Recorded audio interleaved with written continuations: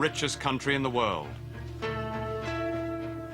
You are more than likely to be watching this on a Japanese television set. If you're out, you may have recorded it on a video, Japanese, of course. And you may have checked the programs by your Japanese watch.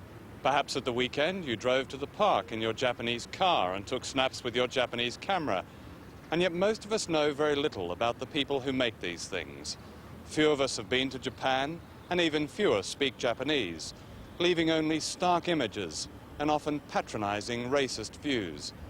In the space of one lifetime, these images have changed from Madame Butterfly to a bloodthirsty yellow peril to cheap imitators to a nation now considered by some to be almost invincible, even a model for us all.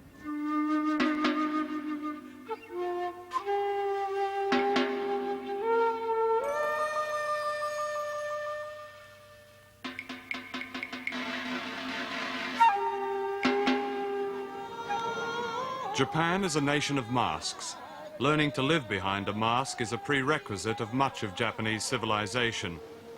This documentary will look behind the mask of four important areas of Japanese life: the way ordinary Japanese work, the conditions under which they live, the way children are educated, the extraordinary part played by women, and behind perhaps the most impenetrable mask of all, the subtle yet forceful way the Japanese establishment is today reclaiming a nationalism denied them since the Second World War.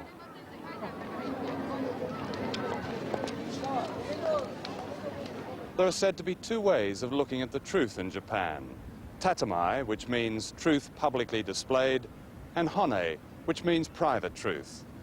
It is these two truths that have fascinated me since my first visit to Japan almost 20 years ago, but which have always left a certain sense of frustration. It's as if what you see and hear is not altogether real, or the whole story. For example, one of the inevitable questions asked in the West about the so-called Japanese economic miracle is, how can they do it with almost no natural resources and we can't? But is Japan really that different when it comes to the human cost of economic success? Or is the stress in this bold society merely one of many concealed truths? It's often difficult for Westerners to understand the scale of Japan's recovery following the war, for no nation, apart from the Russians, suffered such total devastation. 1 in 4 of all houses was destroyed. More than 60 square miles in the 5 major cities were reduced to ash and twisted metal. The atomic bombs leveled Hiroshima and Nagasaki, but it's not often realized that the firebombing of Tokyo caused much greater devastation. Under the American occupation of General Douglas MacArthur, a new constitution was formulated.